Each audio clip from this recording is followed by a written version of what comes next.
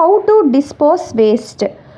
எங்களுக்கு தெரியாதான்னு கேட்குறீங்க தானே? தெரியும், பட் ப்ராப்பராக பண்ணுறீங்களான்னு பாருங்கள். இப்போ இந்த சானிட்டரி நாப்கினோட பேப்பர் அந்த கவர் இருக்கே அது, இப்போ பின்னு சாதாரணமாக இருந்தால் பரவாயில்ல, இந்த மாதிரி உடஞ்சி போன பின்னு, அப்போ நம்ம நிறைய ஸ்நாக்ஸ் வாங்கி சாப்பிடுவோம் இல்லை, அந்த பிளாஸ்டிக் கவர்ஸு, இது அப்புறம் நம்ம வந்து சாக்லேட் சாப்பிடுவோம், நிறைய சாக்லேட் சாப்பிடுவோம், அது கவரு, இது மட்டும் இல்லை நிறைய பிளாஸ்டிக் ஐட்டம்ஸ் நம்ம யூஸ் பண்ணுவோம் இல்லையா. அப்போ இந்த ட்ரெஸ் எல்லாம் வாங்கணும்னு வச்சுக்கோங்களேன், அதில் வந்து அந்த விலையோட வந்து அந்த ஸ்டேப்லரோட பின் இருக்கும், அது பிரிக்கும்போது நம்ம ஜாக்கிரதையாக பிரிக்கணும்ல.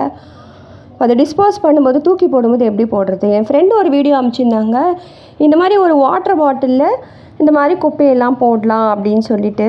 ஸோ வாட்டர் பாட்டிலில் போட ட்ரை பண்ணுறேன் நான், ஓகேவா. இப்போ இதை வந்து இப்படி சுற்றி போட்டாலும் அந்த மூடி அதோட வாய் வந்து சின்னது தானே, அதில் ரொம்ப கஷ்டமாக ரொம்ப ஃபோர்ஸ் பண்ணி உள்ளே போடுற மாதிரி இருந்தது. சரி என்னடா பண்ணுறது, நம்ம வேறு ஏதாவது ஐடியா இருக்குமா, இன்னும் சின்ன சின்ன இதெல்லாம் போட்டுடலாம். பட் இந்த மாதிரி இதெல்லாம் வந்து ஒன்று நான் வந்து உட்காந்து டைம் ஸ்பெண்ட் பண்ணி அந்த இதெல்லாம் தனியாக எடுக்கணும்.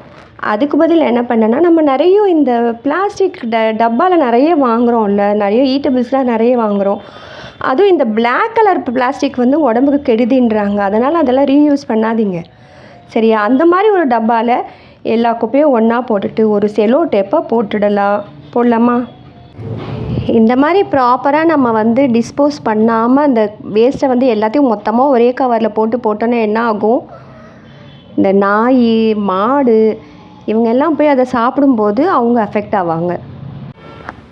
அடுத்தது வெஜிடபிள் வேஸ்ட்லாம் இருந்துச்சுன்னா நம்ம என்ன பண்ணலாம், நான் என்ன பண்ணுவேன்னா என் செடிக்கு வந்து அதை வந்து உரமாக யூஸ் பண்ணிப்பேன்.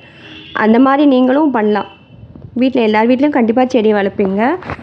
ஸோ அதை தனியாக வந்து நீங்கள் ஒரு இதுவாக டம்ப் பண்ணி அதை யூஸ் பண்ணலாம். இல்லைனா நான் வந்து அந்த வெஜிடபிளெல்லாம் கொதிக்க வச்சு அந்த தண்ணியை ஆறின பிறகு என் செடிக்கு ஊற்றுவேன், அந்த மாதிரியும் பண்ணலாம்.